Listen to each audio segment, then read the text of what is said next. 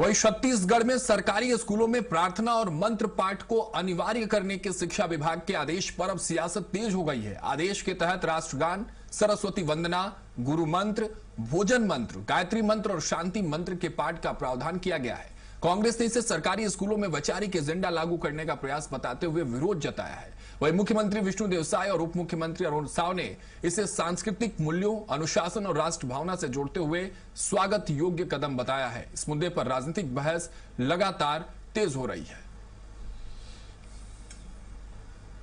3 विभिन्न प्रकार के मंत्र और गान अनिवार्य किया जाना बेहद ही आपत्तिजनक है। राष्ट्रगीत, राष्ट्रगान, राज्यगीत तक तो ठीक है, अच्छी बात है, होना चाहिए, लेकिन दीप मंत्र, सरस्वती मंत्र, गुरु मंत्र, भोजन के समय भोजन मंत्र, इन सब की अनिवार्यता क्यों की गई? आप सरकारी स्कूलों को सरस्वती शिशु मंदिर क्यों बनाना चाहते हैं? आप आरएसएस के एजेंडे को आप सरकारी स्कूलों में क्यों थोप रहे हैं? जब राष्ट्रगीत, राष्ट्रगान और राज्य गीत और गायत्री मंत्र जो हर घर में पढ़ा जाता है, ये अध्यात्म के लिए, देशभक्ति के लिए, नई पीढ़ी को इसके लिए जागृत करने का ये बहुत बड़ा अभियान है और पालक भी इसका स्वागत कर रहे हैं, व्यापक रूप से स्वागत हो रहा है।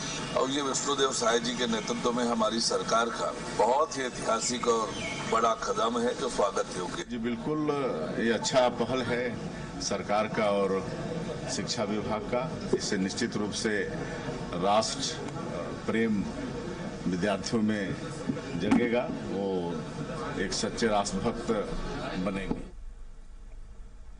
तो देखिए, स्कूलों में मंत्र पाठ पर सियासी घमासान मचा हुआ। एक तरफ भारतीय जनता पार्टी इसे शिक्षा, संस्कृति और धार्मिक परंपरा से जोड़कर बता रही है, वही दूसरी तरफ कांग्रेस जो है आरोप लगाते हुए करे कि आरएसएस का एजेंडा है बाकी सरकारी स्कूलों को भी सरस्वती शिशु विद्या मंदिर की तरह बनाने की कोशिश, एक एजेंडा है। भारतीय जनता पार्टी एक तैयारी में है कि आरएसएस मॉडल को हर सरकारी स्कूल में लागू कर दिया जाए। लेकिन इसके इतर बड़ा सवाल यही है कि अगर धार्मिक परंपरा से स्कूलों को जोड़ा जा रहा है तो इस पर आखिर कांग्रेस को आपत्ति क्यों है? इस पर कांग्रेस क्या कुछ जवाब देगी? और दूसरी बात यह जो भारतीय जनता पार्टी कह रही है कि ये धार्मिक शिक्षा और परंपरा की बात है, इसको लेकर कैसी सियासत आगे देखने को मिलेगी, ये भी देखने वाली बात होगी। हमारे साथ सुनील चौधरी भारतीय जनता पार्टी प्रवक्ता हमारे साथ जुड़ रहे हैं और रुपेश द्विवेदी कांग्रेस प्रवक्ता हमारे साथ जुड़ चुके हैं। आप दोनों का स्वागत है स्वराज एक्सप्रेस पर। सुनील जी, सबसे पहला सवाल मैं आपसे ले रहा हूं क्योंकि यह समझना जरूरी है, क्योंकि आपके उद्देश्य, आपके ऑब्जेक्टिव पर अब सवाल खड़े हो रहे हैं। स्कूलों में मंत्रपाठ शुरू करने का मुख्य उद्देश्य क्या है सुनील जी? शिक्षा,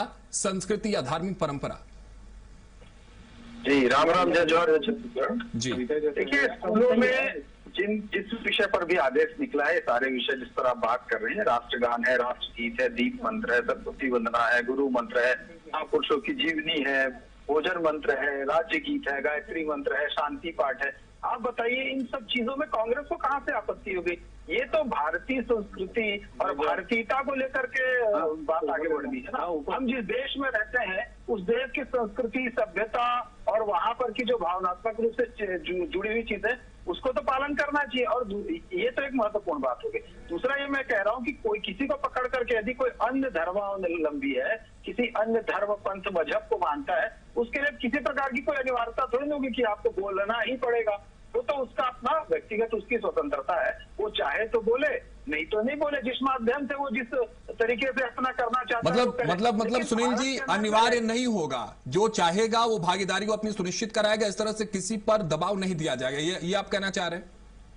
ये तो स्वाभाविक सा विषय है। देखिए, स्कूलों में हम जाते हैं, हम स्कूल कॉलेज में पढ़ते, शिक्षा के हम सब, आप और हम सब स्कूलों में गए, बहुत सारा विषय रहता है उसमें। ये अच्छी बात है, ये अच्छी बात है, कोई जबरदस्ती है इस ऑब्जेक्टिव में ये अच्छी बात है। लेकिन रुपेश जी, आपत्ति क्या है? अगर मंत्र भारतीय संस्कृति और ज्ञान परंपरा का हिस्सा है तो कांग्रेस को आखिर आपत्ति क्या है? रुपेश जी, देखिए, जिस प्रकार से छत्तीसगढ़ में भाजपा की सरकार चल रही है, ये धर्म पे भी राजनीति करने से बाज नहीं आ रहे हैं। स्कूल के बच्चों के बीच में मन मस्तिष्क में जिस प्रकार की बातें घर कर रही हैं और ये अपने आदेश को ही पालन कराने में लचर साबित हो रहे हैं। जिस प्रकार से सुनील चौधरी जी ने कहा कि जिसको मंत्र पढ़ना है पढ़े, ना पढ़ना है ना पढ़े। देखिए, राष्ट्रगीत, राष्ट्रगान हम सबके लिए गर्व की बात है, उसका तो पठन गायन प्रतिदिन होना चाहिए, होता रहा है। लेकिन जिस प्रकार से गायत्री मंत्र, सरस्वती मंत्र, गुरु मंत्र की बातें आई हैं, तो निश्चित रूप से इसको करने में किसी भी बच्चों में धार्मिक उनके धर्म में थोड़े आड़े आने की संभावना से इनकार नहीं। तो रुपेश जी कह तो रहे हैं सुनील जी ना कि भागीदारी वैकल्पिक रहेगी, किसी को दबाव नहीं दिया जाएगा। मैं वही तो बोल रहा हूँ कि भाजपा को इन सब चीजों से, राजनीति से दूर रहना चाहिए। अरे ऐसा कौन सा नियम लागू करना जो वैकल्पिक व्यवस्था करने की बात हो, माने छत्तीसगढ़ सरकार खुद लागू नहीं कर सकती और कट्टर हिंदुत्व के नाम। सुनील जी कोई एजेंडा है क्या इसके पीछे भी? सुनील जी कोई एजेंडा है क्या? सुनील जी ठीक है, सुनील जी कोई एजेंडा है क्या? छोटा सा जवाब। देखिए, बहुत स्पष्टता से मैं एक बात को कह रहा हूँ, यदि हम जिस सनातन धर्म में रहते हैं या जिस भारत देश में रहते हैं, उसकी सांस्कृतिक परंपराओं को मानना और उसकी शिक्षा देना, ये कहाँ से गलत हो गया? आप चाइना में जाकर के देखें कैसी शिक्षा होती है, यदि आप अन्य देशों में जाकर के देखें कैसी शिक्षा होती है। भाई ये कोई जबरदस्ती तो है नहीं, लेकिन यदि बच्चों को हमारी ज्ञान परंपरा का, आध्यात्मिक जीवन का और त्याग की परंपरा का जो है उसका कोई ज्ञान हो जाए, हमारे देश की सांस्कृतिक विरासत का ज्ञान हो जाए और उसको सब मान करके चले। रुपेश दुबे जी, आपसे मैं पूछना चाहता हूँ, आपके घर में पूजा पाठ तो होता ही होगा, आप अपने बच्चों को कितना सिखा पाते हैं, या मैं अपने बच्चों को कितना सिखा पाता हूँ, या पेरेंट्स कितना सिखाते हैं? यदि बच्चा स्कूल में ठीक है, को सीख ले, ठीक है, उसमें बुराई क्या? सुनील जी ठीक है। रुपेश जी बुराई क्या है और बुराई क्यों है? आखिरी सवाल, मंत्रों से दिक्कत है, अनिवार्यता से दिक्कत है कांग्रेस को? 30 सेकंड रुपेश जी। नहीं, मंत्रों से दिक्कत या अनिवार्यता की बात नहीं है। छत्तीसगढ़ सरकार को इस प्रकार के निर्णय लेने से पहले उनको विचार करना चाहिए कि उसके पक्ष में कैसे होंगे और विपक्ष में क्या चलिए होंगे। ठीक है, आप ठीक है, समय हमारे पास इतना ही था। सुनील जी और रुपेश जी, आप दोनों का बहुत बहुत शुक्रिया हमारे साथ जुड़ने के लिए, इस खास चर्चा में बहुत शुक्रिया। तो देखिए, मंत्र उच्चारण को लेकर, मंत्र पाठ को लेकर सियासी गलियारों में छत्तीसगढ़ में इस वक्त हलचल तेज है। दोनों तरफ से आरोप प्रत्यारोप जारी है। एक तरफ धर्म, शिक्षा और धार्मिक परंपरा की बात कही जा रही, तो दूसरी तरफ एजेंडे की बात को लेकर कांग्रेस सवाल उठा रही। देखने वाली बात होगी कि आने वाले दिनों में छत्तीसगढ़ की राजनीतिक गलियारों में यह विषय और भी कितना तेजी से हलचल पैदा करता है।